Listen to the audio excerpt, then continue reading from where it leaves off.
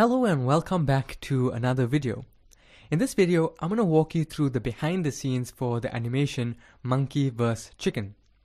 Now this show was animated completely in Scratch, so I'm just going to walk you through the code and the behind the scenes of how it was made. However, before you watch this video, make sure you've watched the Monkey vs. Chicken animation. If in case you haven't, I'll link to it in the description below, but assuming you have, let's jump straight into it. Now, the first thing that happens when the animation starts to play is this little intro will play out. So the intro will consist of the theme song playing in the background and this monkey vs. chicken text displayed on the screen with the monkey and the chicken beneath it. So these sprites will all appear when the green flag is clicked, and the stage or the background in Scratch will play the music, wait for 9 seconds, and then broadcast a message called start. Now when you're animating using Scratch, broadcast messages are going to be your best friend. They make things so much easier. If you don't know what a broadcast message is, it's basically a message that a sprite can send to all other sprites in your game. And when those other sprites hear or detect this message, you can then program them to react to it in different ways. So for example, the background or the stage in Scratch will broadcast the start message.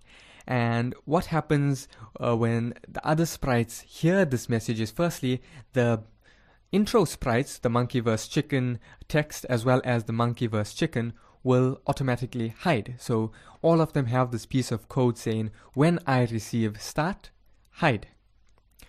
And once they hide, then the next thing that happens is the first scene starts to play out. So if I would just start the broadcast the start message, the intro sequence hides, and then the scene 1 starts to play out. So the branch, the apple, the monkey, and the chicken will now appear.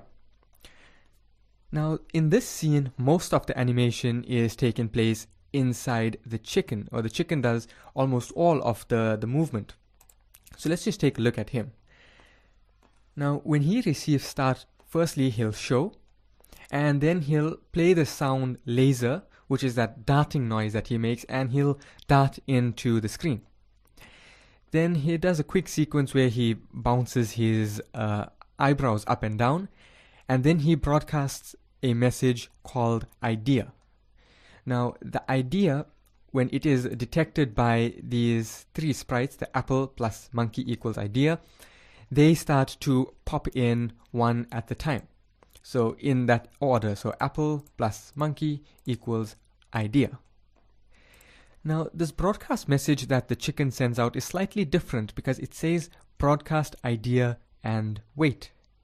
Now the broadcast idea and wait piece basically broadcasts a message, but it will wait until all the other sprites that are reacting to that message have completed their code. Only once their code is completed, then only the rest of this code will play out. Now once that all of that code is done, the next thing the chicken will do is he'll dart to the top of the branch and he'll start pecking at the apple. So he'll switch to costume 4. If we switch the costume tabs, you can see costume 4 is him bending over and biting on the apple stem. And then he'll play the chomp sound twice. And once the sound is done, he'll then broadcast a final message called apple fall.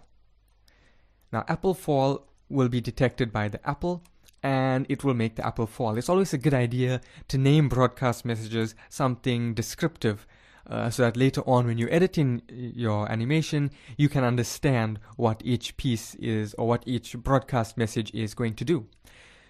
Now when the apple receives the apple fall message, he'll play his little falling sequence. So he'll start to glide slowly down to the monkey, and on the way down he'll play a dropping sound, so that whistling sound, and then when he reaches the bottom he'll play an explosion sound, and then he'll broadcast boom.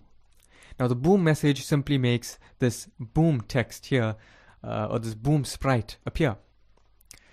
And then the apple broadcasts the aftermath message. Now the aftermath makes this shocked speech, the "huh, what happened?" text of the monkey appear. And that's the final broadcast message for the actual animation.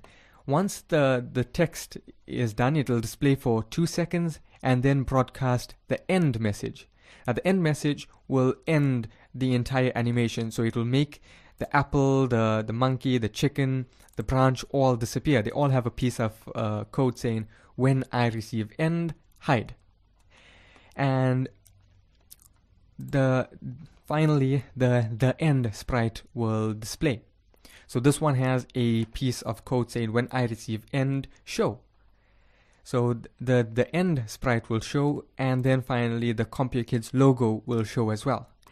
And the CompuKids logo has this little repeat 50 times code. Now this code that is going to be repeating is just picking a random location in that small area just to give it that little bouncing around effect, just to make it look less boring. So that's basically how the Monkey vs. Chicken episode 1 animation was created. Make sure you subscribe to our channel for more upcoming videos, tutorials, and how-to videos. And I'll see you in the next video.